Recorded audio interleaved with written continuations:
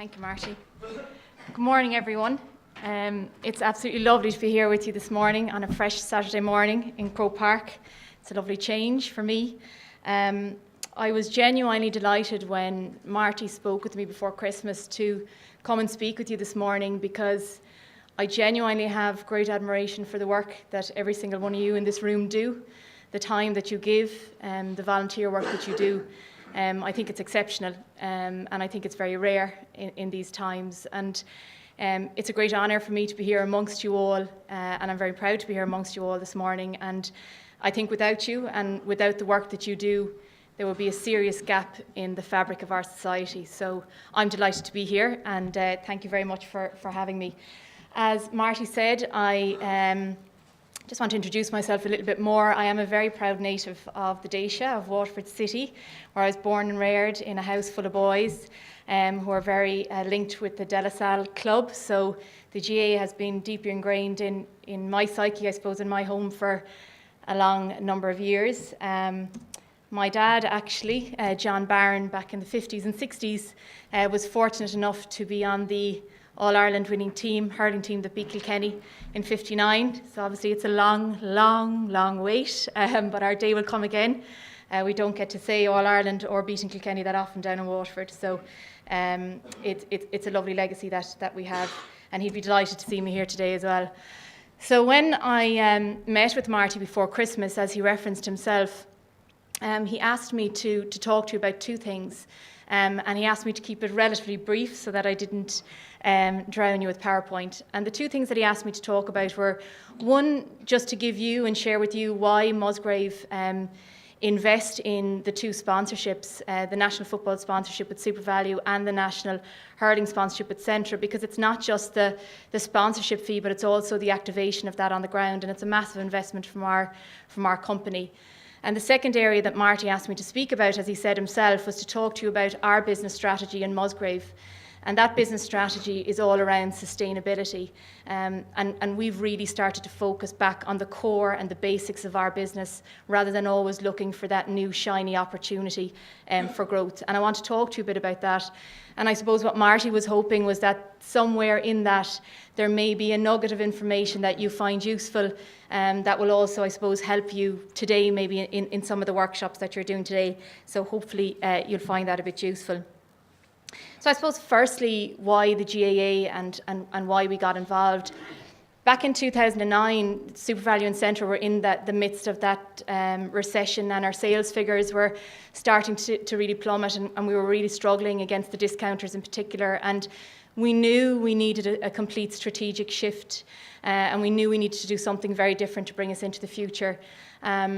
We also were listening to our customers, and as you well know, after the Tigers' roar was silenced, Irish people started to retrench back into their communities again, and they really wanted and yearned for that sense of belonging.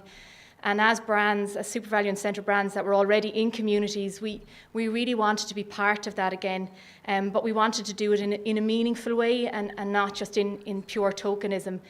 And we really believed and knew that partnering with the GAA would help us to do that in a real way. I suppose running in tandem with that, our SuperValu and Centra retailers are all independent business people in their own right, because it's a franchise model. And across the Centra and SuperValu brands, every year the retailers were investing about 6 million anyway in their local communities. And about 40% of that investment was going to clubs.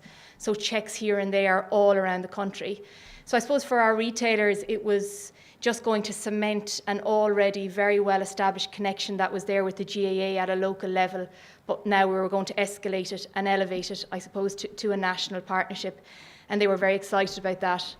I suppose if I'm to be very honest, and when I go back to that time, our biggest struggle, our biggest concern was trying to convince the retailers that during a recession they should invest in paying that sponsorship fee every year, and that they should invest in paying for the activation of that sponsorship every year. And because we're a franchise model, as head of marketing, I need to get agreement from every single retailer. Every single SuperValu and Centra retailer needed to agree that this was the right strategy for us to partner with the GAA, and that they were willing to invest. So there were many days knocking on doors and many phone calls, but I knew that a lot of the counties that had already great GAA prowess, the Kilkennys with hurling or the Kerrys or the Donegals with football, that was going to be an easy sell. I was more concerned with the counties where they just had a lower profile and they were never going to get the big moment with their counties, and how would I convince those retailers that they should pay the exact same and invest the exact same as the Kerry guy. And I was shocked and amazed myself that from a retailer perspective, it was absolutely unanimous. They could completely see the bigger picture. They could see the benefit for the brand in the long term, and there was absolutely no contradiction to the partnership whatsoever. And when I go back to the day in 2010, where we shook hands here on the contract, our super value retailers and our central retailers came out in force to celebrate that partnership. They arrived in their county colours, they arrived with their children, with their wives, with their sisters, with their brothers, and it was an absolute celebration of the coming together of two great Irish brands, and something that we were very proud of. And at the time, Christy Cooney had phrased it very nicely actually, which was that it was like a marriage made in heaven. It was the coming together of two Irish brands built from the ground up, that were entrenched in their communities and really wanted to work together to help people to reach their full potential. So for us, when Marty asked me, I suppose, why the GAA, why the two sponsorships, why the big investment, for us, for our retailers, for the brand, I suppose it was an absolute natural fit. From my perspective, if it's of interest to you from a marketing perspective, partnering with the GAA as well is exceptionally unique in that it gives me an opportunity to help the retailers make a local connection with the customer that I just can't give them with natural traditional advertising. I can't get the connection if I make a TV ad that I can get when I partner with the GAA. And just to give an example of that, or try to make it real for you, last year in 2013, we ran with Centre and the GAA over 100 kids hurling skills camps across the country. And if you can picture that from a retailer's perspective, that retailer, rather than now just selling you groceries, he's now talking to you about this event and experience that he has set up for you and your family and your children to come down on a Saturday morning to the stadium, meet John Milan, and for your child to experience skills and training from one of their heroes. So from my perspective to the retailers, you're giving them this opportunity to deal with your customers in a completely different way. It's a completely different dynamic.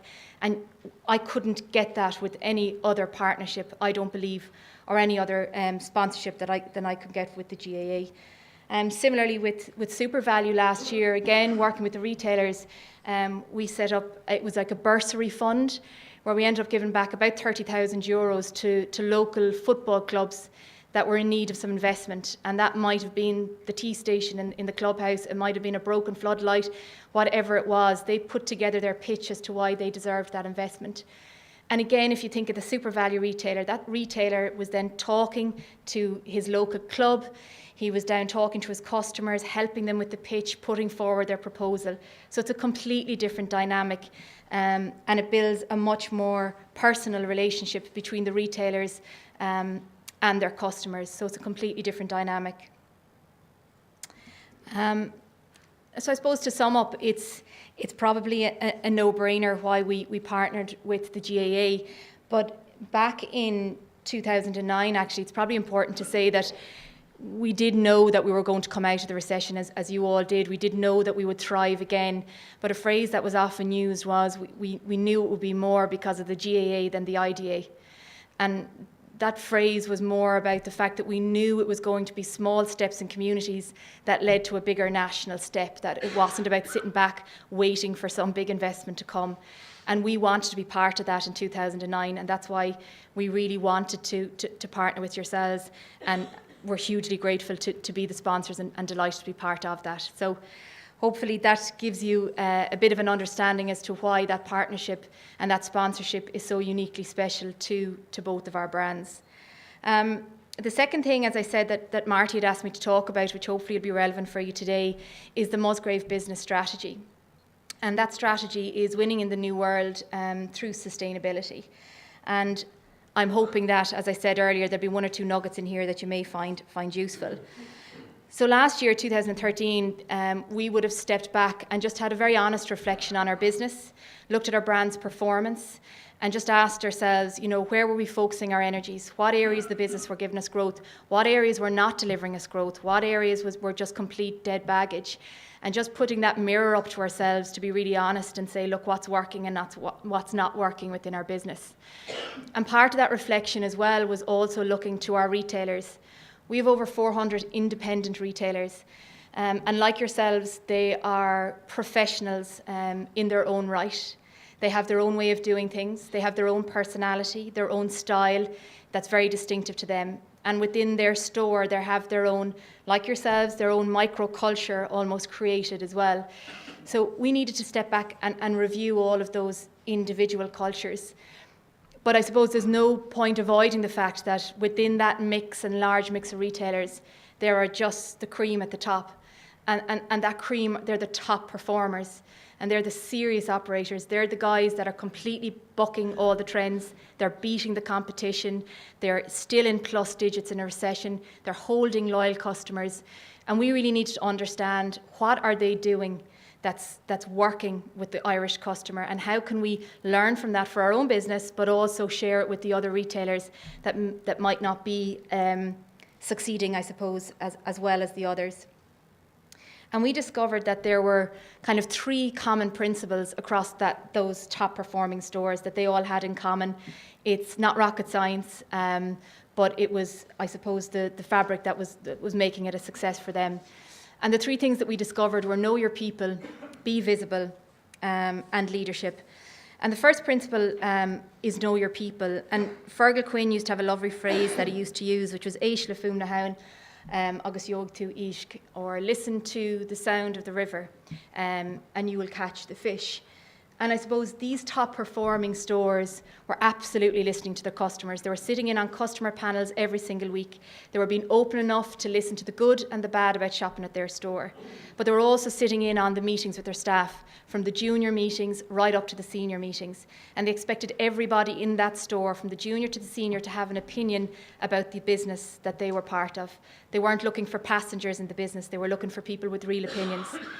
And one retailer had said to me, and it probably summed it up well, which was, I want my business to be run on ideas, not a hierarchy.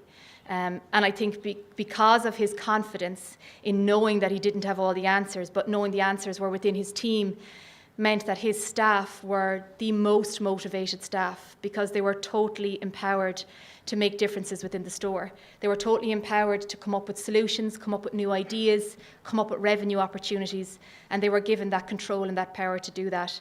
And I suppose that confidence in that retailer, and those retailers really knowing their people, was completely common across all of those winning stores.